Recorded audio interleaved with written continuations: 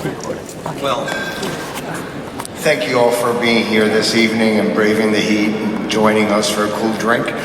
I'm very happy to welcome you all here as a co-chair and also as a board member of the National American Latino Museum. And I want to speak a little bit about it, but very little, because I want to invite somebody very special who's with us this evening, and that's the chairman of our board, Mr. Danny Vargas.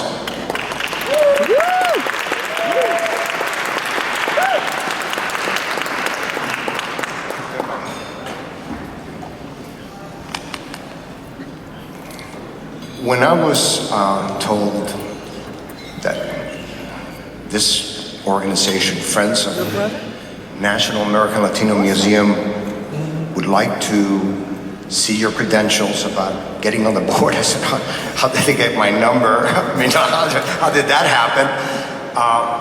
And then things settled down, and I just felt a tremendous amount of a wash of feelings of both honor, but a sense of duty.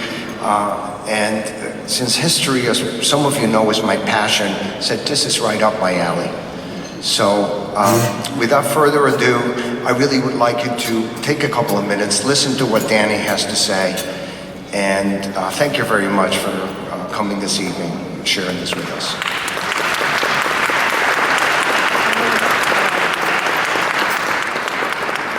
Thank you all very much. I want to thank Tony for being on our board of directors. We've come to rely on his leadership, his advice, his wisdom, and I want to thank the National Hispanic Business Group for supporting our efforts. On a personal note, for me it's great to be back here in New York, my hometown. Specifically, I grew up in an area called Bushwick, Brooklyn. Anybody from Brooklyn? There you go. So I grew up in Bushwick, but for the last 28 years or so I've been living in the Washington, D.C. area.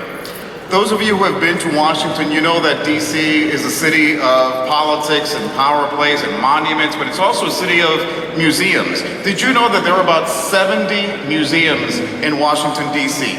Big museums, small museums, art galleries, history museums, but the cream of the crop is a portfolio of 17 national museums within the Smithsonian Institution. Included among those are a couple of the new ones, the National Museum of the American Indian and the National Museum of African American History and Culture, which is one of the most top visited museums in the world. What you won't see, unfortunately, is the National American Latino Museum.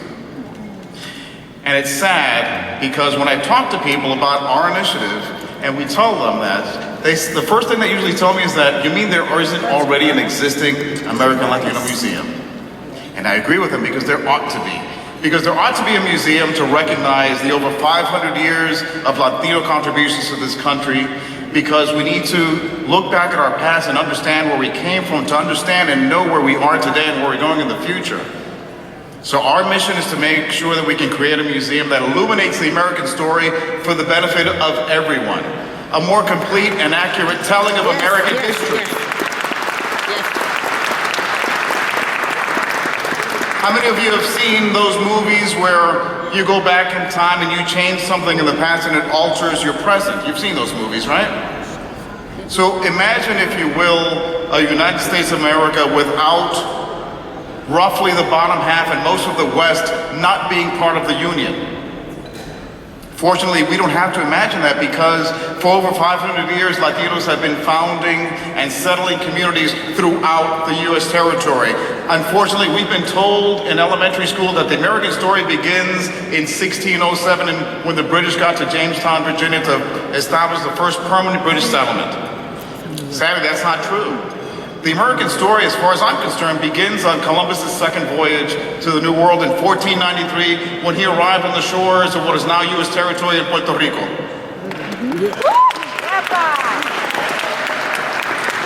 So the story of American expansion doesn't go from Jamestown, Virginia to the north and to the south. American expansion goes from the Caribbean up to Florida and into Alabama and Mississippi and Texas and on to California, as far north as Wyoming.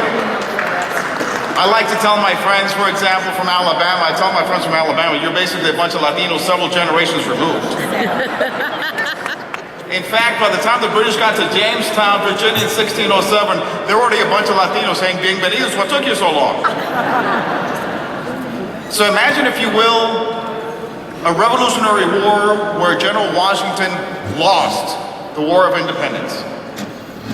Fortunately, we don't have to imagine that, because Spanish General Bernardo de Galvez and 11,000 Spanish troops were there to support General Washington and make sure that we would win the War of Independence. Imagine, you can applaud that, absolutely. Imagine, if you will, a United States Navy where its first admiral during the Civil War did not utter those immortal words, "Damn the torpedoes, full speed ahead." We don't have to imagine that, because the first admiral in the United States Navy was David Farragut, or more accurately pronounced, David Farragut, descendant of Spanish soldiers. Imagine, if you will, World War II without the 500,000 Latino troops supporting the Allies. We don't have to imagine that, because they were there fighting in every theater of that campaign. Imagine the Korean conflict without the exploits of the U.S. Army 65th Infantry Regiment, the Borinqueneers of Puerto Rico.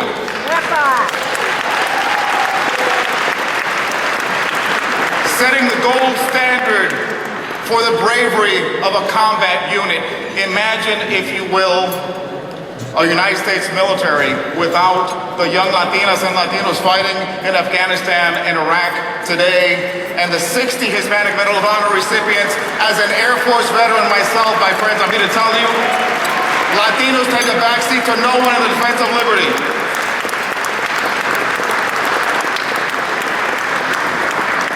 Imagine, if you will, a television sitcom with only one camera, maybe two. We don't have to, because innovator Desi Arnaz, in his famous show I Love Lucy, came up with the idea of a 3-camera shot and a live studio audience. Imagine, if you will, Major League Baseball, our nation's pastime, without the exploits of the legendary Roberto Clemente, one of my personal heroes. Number 21, and we've got to get that number retired, don't we? Imagine baseball without the strong cadre of Latino players that he helped to usher in. We don't have to, because he was there, standing strong and proud. Imagine, if you will, the absence of Latino workers in our farms and in our factories, in our hotels and in our hospitals, in our restaurants, and in our research laboratories, in our sanitation departments, and in our Supreme Court of the United States, in our music studios and in our movie sets. We don't have to, because for over 500 years, we've been relying on Latinos to fight our wars and to run our businesses, to tend our fields and to mend our wounds, to teach our kids, patrol our streets, write our laws, and to share the word of God. My friends, contrary to what some might have you believe, Latinos are not a recent patch being sewn onto the tapestry of America. We are an essential, foundational thread woven into the very fabric of America.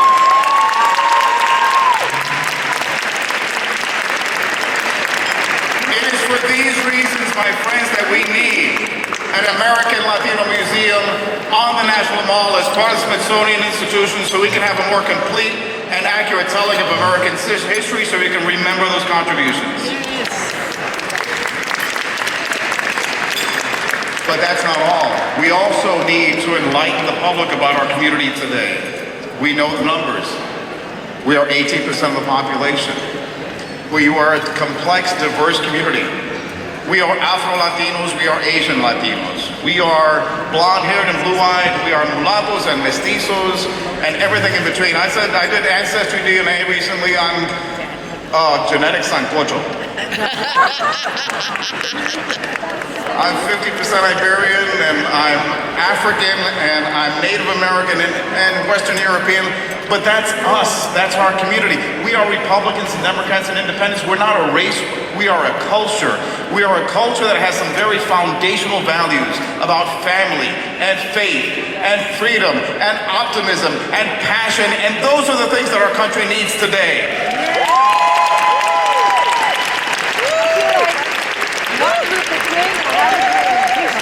And lastly, in closing, we also have a responsibility to inspire future generations. The Census Bureau tells us that by the year 2060, Latinos will make up 30% of the population.